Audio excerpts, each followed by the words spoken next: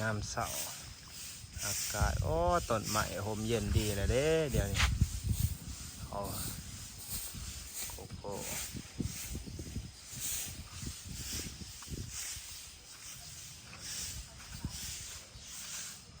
หัวกันนี่บรรยากาศวัดบ้านหวยเล่าอาศัยธรรมศาสตร์ต้นไม้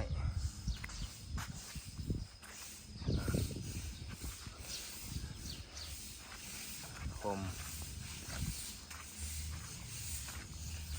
มดีต้นดู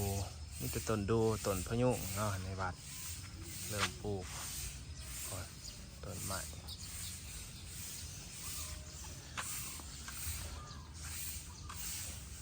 ลายเติบมัน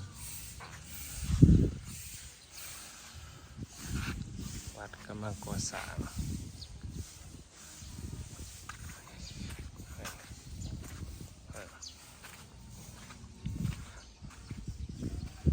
ทุกมุมกกโพ100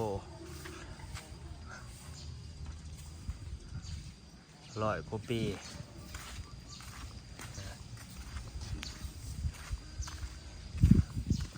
หน้าซิมเป็นซิมสมัยยังและสาง3 หัว